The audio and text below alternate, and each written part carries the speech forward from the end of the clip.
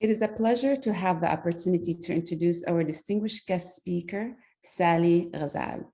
Sally is a registered psychotherapist with the College of Registered Psychotherapists of Ontario. She obtained her master's degree in clinical psychology from University of Indianapolis, USA. Sally has worked in private practices in the Middle East since 2005 and in Canada since 2015. Majority of her work is adult and young adults and are dealing with anxiety, phobia, depression, stress, and trauma. She believes in empowering clients by allowing them to set their goals, explore their options, and use coping techniques while providing to support uncomfortable environment for them to do so. Sally has also been conducting many educational sessions over the past 4 years for educators, parents, women, and newcomers with a particular focus on Arab community. Today, Sally will speak about acceptance and self-compassion. Welcome, Sally Ghazal. Thank you, Hanan. It's a pleasure to be here with you today. Today, as you mentioned, we will be talking about self-compassion and self-care and acceptance. So I'm going to share my presentation with you, and we will just talk about how mental health affects us all. Initially, mental health is defined as a state of overall well-being, which means that our physical aspects of well-being is something that we look after, but we also a lot of times neglect or overlook the emotional aspect of our well-being. It's a state of well-being. According to the World Health Organization, we define mental health as a state of well-being in which we are all able to achieve our full potential. And in order to do so, we must pay attention to some minor details that sometimes we overlook, such as self-compassion. So if we go back to the idea of what compassion is initially, when we talk about compassion, it's this warm feeling. When I think of the word compassion, I think of warmth, I think of love, support, acceptance. And we're usually very good at doing that, especially those of us in the healthcare field, those of us who look after people. We're very good at being empathetic and compassionate with others. The question here is, are we good doing with that, for ourselves? Are we good self-compassion? So we can look at the definitions here. So some of the misconceptions about compassion. We think it's a form of self-pity. We say that when I'm compassionate, it makes me weak. It makes me feel bad for myself. It makes me feel sorry for myself. Some people might say that it makes me complacent and I don't try to progress, or I just kind of give myself excuses for everything I do. Or it's a narcissistic and a form of being selfish and putting myself first. None of this is true. Self-compassion is something that we all need to do in order to enable ourselves or to better ourselves, and in order for us to be able to do better for not just ourselves, but for people around us. So compassion in itself is noticing when some other people are suffering, feeling a desire to help them, and as a result of that, feeling like we are moved and we're able to do something for them. Start by understanding where they're coming from, and being kind towards them. And then as we realize that suffering is part of the shared human experience, we are compelled to do something to support or to help. And sometimes, we might see someone on the street. In Toronto, it might be common if you're walking down the street to see a homeless person. You are moved by their experience. You feel something for them. You might want to do something to support them, or you might just experience that empathy. If we were to translate that or to transfer that from feeling towards other people to feeling towards ourselves, it looks exactly the same. We need to notice our own suffering.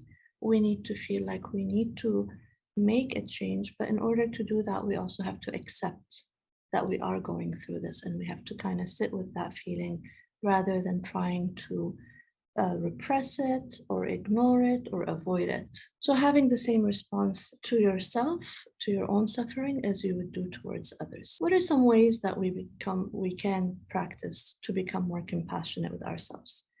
The first one, which is something I tell my clients all the time when they're using critical, judgmental words to describe themselves or to describe an experience that they've had. And I ask, would you tell that to a friend? Would you say that to a friend? And most of the time, the answer is no. Actually, I would say 100% of the time, the answer is no. So take a minute and think about, how am I treating myself? And would I treat someone I love the way I'm treating myself? Taking self compassion breaks, stopping for a minute and saying, I'm being too hard on myself. The task that I'm expecting to complete, what I'm telling myself I should have done yesterday, was unachievable. It was difficult. I was just having an off day. It's okay that I didn't manage to do this, whatever it was, rather than just constantly pushing ourselves and not taking that moment. And maybe when I'm taking that self compassion break, that's where I practice some self care, which is something that we will spend a few minutes talking about in a bit. Writing a letter from a friend, it's an exercise that I've actually found helpful and very interesting. Imagine if I'm writing myself a letter and that letter is coming from somebody who loves me. What would I say to myself? Because we need to hear these words of encouragement sometimes. The chair exercise is something that we do sometimes in therapy, where I would, role play. Imagine that this person is sitting in front of me in a chair. What would I say to them? This person is myself, right? So if I'm sitting there on the chair across, would I be saying such harsh words if I have failed or if I have not met a certain expectation? And then focusing on the self talk is something that will help us develop the compassion. Most of the therapy that we do with the cognitive behavioral therapy is one approach. A lot of the therapy focuses on what we're saying to ourselves. The idea here is, if I interpret a situation in a negative way, if I tell myself things that are not necessarily realistic, not necessarily positive, it's going to lead to very negative emotion towards that. So, for example, if I have missed a deadline, let's say, and the self talk is, you're such a failure, you always miss deadlines, you're not going to get anywhere in life. What are the feelings that are going to come out of that? And that's going to be very harsh and very negative, and it's going to eventually lead to heightened anxieties, depressions, other forms of mental health issues. So rather, we just take a minute and say, what am I saying to myself? I'm a failure, or is there another way to look at it? um, you know, I failed this time because I had another commitment. Something was going on personally. I have failed this time, but I have passed in many other situations. I have done well in other places, but I have failed this time. This is more realistic and it sits differently with us. Motivating ourselves in new ways. So we might be used to the idea of uh, that negative self talk to motivate us. If I keep telling myself I'm not good enough, I'm going to work harder, I'm going to try better, I'm going to do more. The reality is, we need to find different ways to motivate ourselves. Can I encourage myself? Can I say, it's okay to take a break? It's okay to uh, not necessarily meet all these expectations right here, right now. Again, as I'm saying this, it might sound like I'm saying, yeah, we should just give up on ourselves. And that's not the idea. It's just the idea of loving ourselves. When I tell my child who did not do very well in school, it's okay that you didn't do well this time, you'll do better next time. I'm not saying that I'm okay or you should be okay with not achieving. I'm just saying that you should take a moment to accept that about yourself, to love yourself, and to work towards a change. We'll talk more about that when we talk about acceptance. Let's move on to what self care looks like. I'm sorry, before we do that, we're going to talk a bit about more aspects of self compassion, which is being mindful. So if I stop for a minute and I reflect on my thoughts, I understand them, kind of like what we were saying earlier, saying that the more I say this to myself, the more likely I'm going to have a negative reaction to it, and then allowing ourselves to express our feelings. something that we don't really do when we're not being compassionate is we do not accept feelings, negative feelings. We do not express them. So people might feel certain ways about themselves, about the world, about whatever is happening, but they keep it to themselves. This is when we are repressing emotions. And there are so many things that come out as a result of that. Anxiety being one of the main issues that we encounter regularly in our practice. I see people who are experiencing anxiety daily, and a big part of it is I don't want to deal with these feelings. I'm going to keep them in. And it could get to an extreme place where we're experiencing PTSD or other forms of mental health issues just because we are suppressing feelings and we're not allowing them out. So allow these feelings to be expressed, share them in a positive setting, even if it's as simple as keeping a journal of your feelings. If you don't want to share them with people, you can write them down. One exercise I do with my clients is I just have them write down all these negative feelings and thoughts and then rip that paper. You don't even have to see it. Nobody has to see it, but just let it out, express it. Um, as we're doing so, though, we have to be careful not to allow these feelings to completely take over. So it's not one of the two extremes. It's either I'm not expressive at all, or I'm over expressive and I'm constantly living in that state of sadness or anger. Just finding that balance.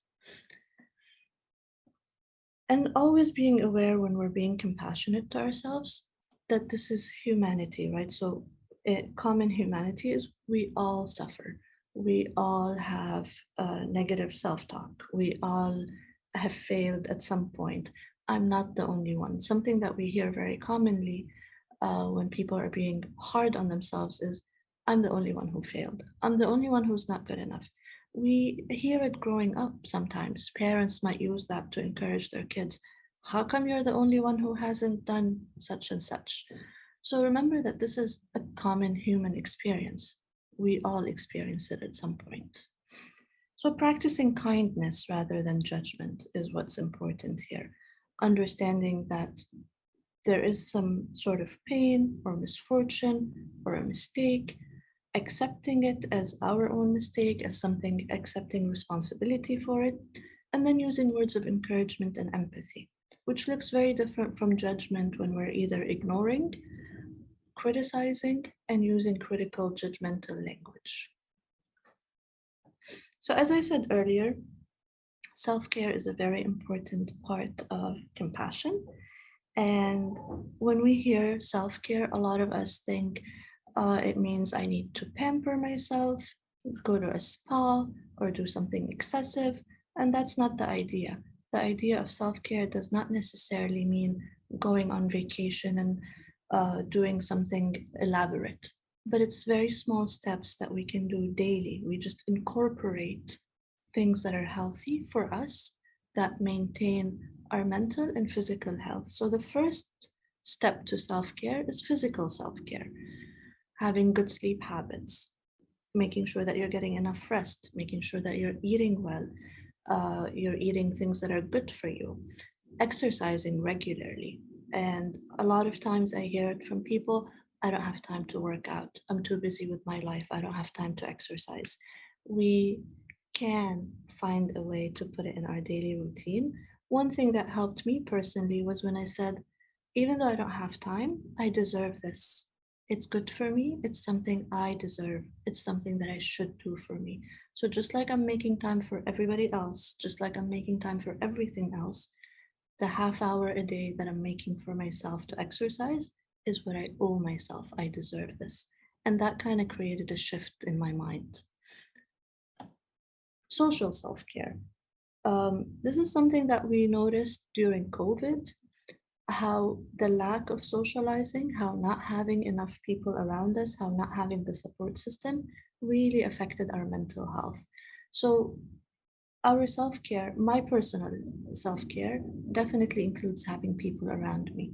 If I'm disconnected from people for a long period of time, such as what happened during the pandemic, we tend to feel that sense of isolation. We tend to feel a bit of sadness. We might have many different emotions. So a big part of self-care is making sure that I'm working on my existing relationships, I'm building new relationships, I'm expanding these connections. Mental self-care, very similar to what I talked about a little bit ago, paying attention to that inner dialogue. What am I saying to myself? Making sure that I start using that shift. In a similar way to what I was just saying about how I motivated myself to exercise, was saying, I deserve this. This is good for me. Rather than the words of, no, I have too much work. I don't have time to do this. It's not important. Listening to my dialogue and shifting it so it's healthier. And then engaging in mentally stimulating activities. A lot of times we end up um, in avoidance patterns, and we'll talk a bit more about that, where basically after a long day of work, I just want to sit on my phone and be on social media. And that's not a mentally stimulating activity. I understand that that's a way to switch off sometimes, that's a way to just take a break from everything. And it makes sense that we may need that mental break, but also engaging in mentally stimulating activities like doing the simple things like a crossword puzzle, or I like Sudoku, it's the numbers game. Anything where I'm engaging my mind as well, that's taking care of my mental um, part. Spiritual self care. And it doesn't mean that I have to be practicing a specific form of spirituality or religion, but just reflecting, sitting with myself and thinking about what am I doing here? Where am I going from here? What's next? How am I gonna progress as a human? As you know, that spiritual aspect of it. And if engaging in spiritually fulfilling practices is something that's uh, available or you're able to do that, that's great. You could also, that's part of self-care. The last part of self-care or aspect of self-care is the emotional self-care. So acknowledging our feelings rather than blocking our feelings. And that's very, very important. Again, suppression and blocking is going to lead to uh, a lot of consequences that we don't want to get to. So just sitting with that feeling, acknowledging it, developing healthy coping strategies, taking some time for the self, and engaging in activities to help you recharge. As we're doing that, we're going, if we go back to this, acknowledging the feeling, we need to be very careful with what it means when we're resisting our feelings. So, as I said, dismissing the feeling or resisting it is going to lead to experiencing anger, frustration, not being able to cope. So, anytime we're encountering a negative emotion, our go to, our default usually is, I don't want to think about it. We even hear this growing up. A child goes up to a parent and says, I'm scared. And the parent says, don't think about it, you'll be fine. And the reality is that's not true. If I don't think about it, it's going to get worse. It's going to make me more scared. It's going to lead to anxiety. What we need to do is we have to accept that I am scared. I need to sit with that feeling and I need to figure out, what do I do about it? What are some ways to cope with feeling scared? What's next for me? So by accepting that, that's really the ultimate meaning. And I know that we don't have enough time to go into different types of acceptance, but if we were to take the core meaning of acceptance here, it's just accepting that this is happening at this moment and that there are ways to deal with it. So it's not the same as resignation. It's not saying, it's okay, I'm scared. It's okay to be scared. I'm always going to be scared. That's fine. No, that's not the idea. I'm scared at this moment. I need to sit with that feeling. I need to accept that it's happening to me.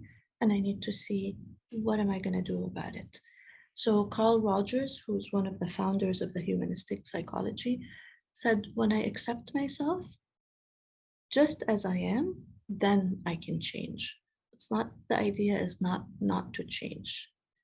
It's taking it in so I can do the necessary steps to change. So first we have to become aware of our own resistance. So if I'm scared and if I'm scared and I'm not paying attention to it, if I am not really aware that I'm just ignoring that feeling, then I'm not going to get anywhere. I have to reflect on patterns. So what happens when I'm worried about a deadline at work? I end up procrastinating. I end up going on my phone and doing things that I don't really need to be doing. I'm on social media. So that's a pattern. Then becoming mindful of that behavior. If that's my pattern, then what am I doing? I'm usually just doing that until the last minute. I've become a procrastinator. Start listening to what I tell myself. I say things like, I'm always going to be a procrastinator. I'm not good enough. I'm not going to succeed in this. And then we start working towards shifting. I'm going to practice acceptance in my daily language. I'm going to shift what I say to myself to say it in a different way. I think that's the time we have for today. I hope this has been useful and best of luck. Thank you very much.